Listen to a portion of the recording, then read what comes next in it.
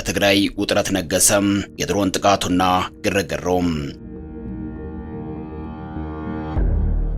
በትግራይ ክልል ያለው ውጥረት እየጨመረ ነው። የጦርነት ስጋት የገባቸው ነዋሪዎች በየባንኩ ጥሬ ገንዘብ ለማውጣት ቢሰለፉም ባንኮች መደበኛውን አገልግሎት ማቆም ጀምረዋል። ይህ ራሱን ችሎ የጦርነት አስከፊ ገጽታ ደጋግሞ ለተመለከተው የትግራይ ህዝብ ተጨማሪ ስጋት ሆኖ በመታየት ላይ ይገኛል። በሌላ በኩል ህወሓት ወጣቶችን ለወታደራዊ ግዳጅ እያፈሰም ወደ ጦር ግንባር መውሰዱና እስር መበራከቱን የሚያመለክቱ ዘገባዎች መውጣታቸውን ተከትሎ በትግራይ ውስጥ ብቻ ሳይሆን ከትግራይ ውጭ ላሉት የክልሉ ተወላጆችና ለአጠቃላይ ለሰሜን ኢትዮጵያ ህዝብ ትልቅ ስጋት ሆኖ እየተገለጸ ነው። ውጥረቱ ከወትሮው ጨምሯል።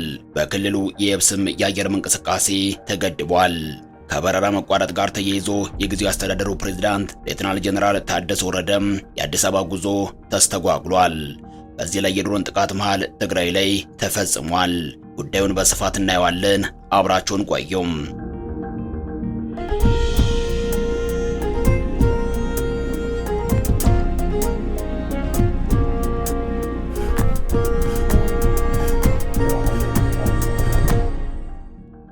የጀነራሉ ጉዞ መስተጓጎልም። የሰሜን ኢትዮጵያ ወታደራዊ ፍጥጫ ወደ ጦርነት ያመራል የሚሉ ስጋቶች ይበልጥ ከፍ ብለው መሰማት የጀመሩት የኢትዮጵያ አየር መንገድ መቀሌ፣ አክሱምና ሽሬን ጨምሮ ወደ ትግራይ አውሮፕላን ማረፊያዎች የሚያደርጓቸውን ሁሉንም በረራዎች ድንገት ማቋረጡን ተከትሎ መሆኑ ይታወቃል። የበረራው መቋረጥ ምክንያትም የግጭቱ መቀስቀስ እንደሆነ በዓለም አቀፍ ሚዲያዎች ጭምር ሲዘገብ ሰንብተዋል።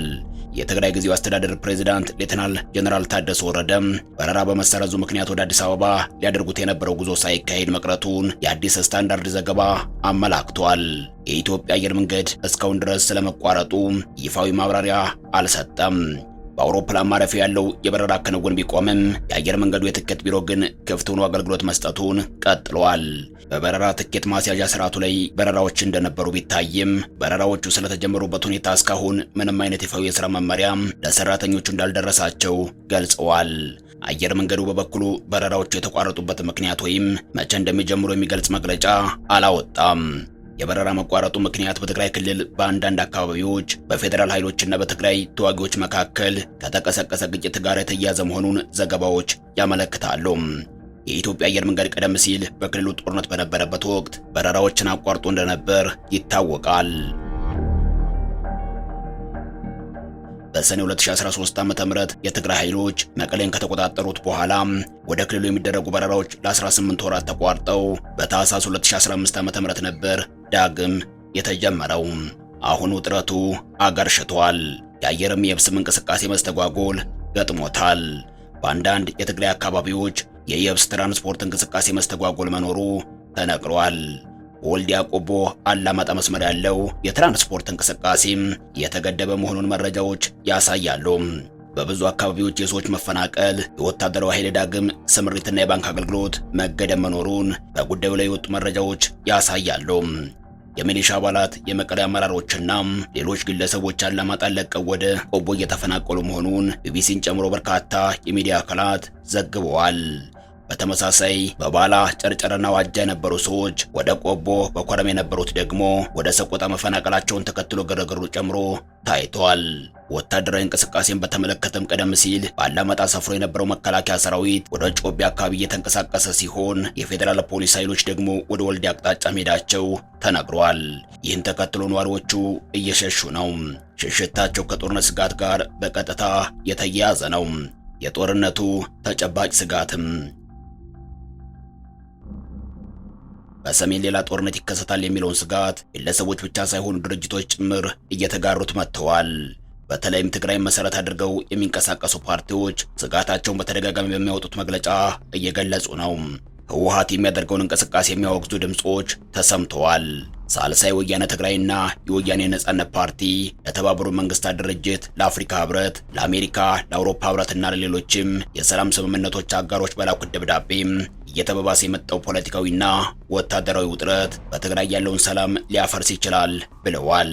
ሳልሳይ ወያኔ ትግራይ በደብዳቤው ክልሉ ሊከላከል በሚቻል አደጋ አፋፍ ላይ ይገኛል ሲል ያስጠነቀቀ ሲሆን እየባሰ የመጣው ወታደራዊ ፍጥጫ በህዳር 2022 ዓ.ም የተገኘውን ሰላም ሊያደፈርስ እንደሚችል ገልጿል። ፓርቲው የትግራይ ህዝብ ከዓመታት ጦርነትና ሰብአዊ ቀውስ በኋላ ካለፈው በከፋ ሁኔታ ሊጎዳ የሚችል አዲስ ግጭት ሊጋረጥበት እንደሚችል በማመልከት ጦርነቱ ሳይፈነዳ በፊት እንዲያቆሙ ጠይቀዋል።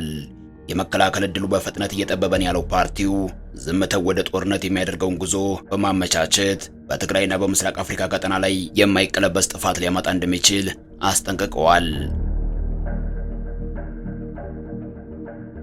በተመሳሳይ የትግራይ ነጻነት ፓርቲ በህወሓትና በኢፌዴሪ መከላከያ ሰራዊት መካከል ያለው ውጥረት መባባሱ ለፕሪቶሪያው ሰላም ስምምነት ከባድና አፋጣኝ ስጋት መሆኑን ገልጿል።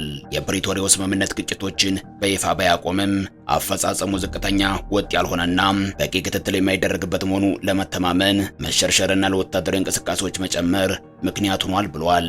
በሌላ በኩል ስምረት ፓርቲ ባወጣው መግለጫ የፕሪቶሪያው የሰላም ስምምነት ሙሉ በሙሉ ተፈጻሚ እንዲሆን ዓለም አቀፉ ማህበረሰብ ሁሉን አቀፍ ጫና እንዲያደርግ ጥሪ አቅርቧል። ፓርቲው በህወሓት ውስጥ የሚገኝ ወንጀል ቡድን ሲል የጠራው አካል ከባድ መሳሪያዎችን ያካተተ ወታደራዊ ጥቃት ለመሰንዘር ዝግጅት እያደረገ ነው በማለት የከሰሰ ሲሆን ይህ ወታደራዊ ዝግጅት ወደ አማራና አፋር ክልሎች ሊዘልቅ እንደሚችል ስጋቱን ገልጿል። መግለጫው ውጥረቱን ተከትሎ የተሰጠ ነው።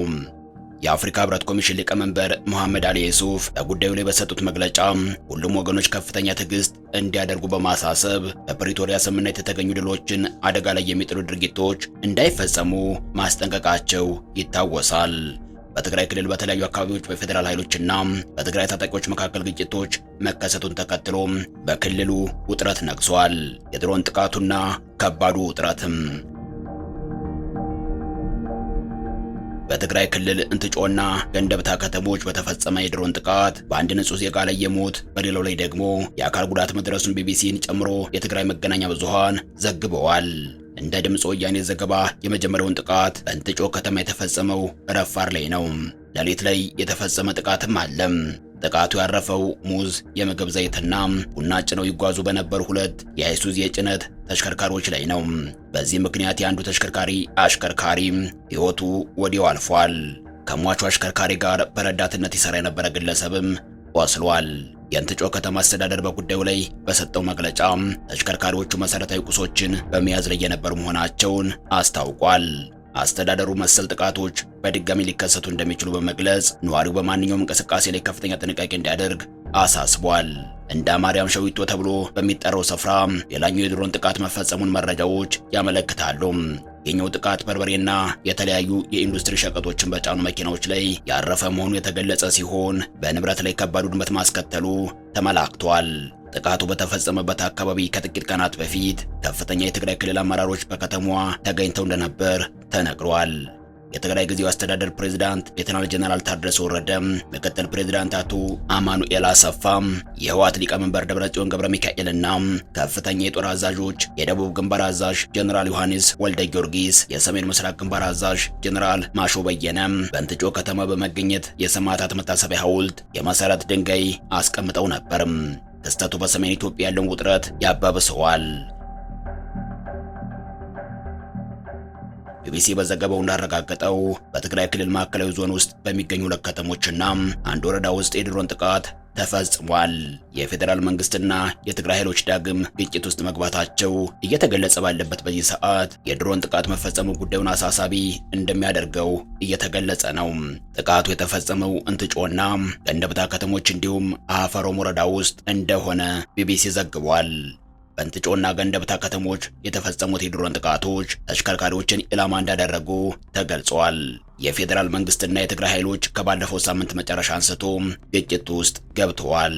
በሁለት ዓመቱ ደም አፋሳሽ የትግራይ ጦርነት ወቅት ጥቅም ላይ የዋለው የድሮን ጥቃት ድጋሚ በተቀሰቀሰው ግጭት ጥቃት ሲያደርስ ይህ የመጀመሪያው እንዳልሆነም ይታወሳል። በዚህ ሳምንት የትግራይ ኃይሎችና የፌዴራል ኃይሎች ወደ አስፈሪ ግጭት ውስጥ በገቡበት ጸለምትና አካባቢው የድሮን ጥቃት መፈጸሙን ቢቢሲ ምንጭ ጠቅሶ ዘግቧል።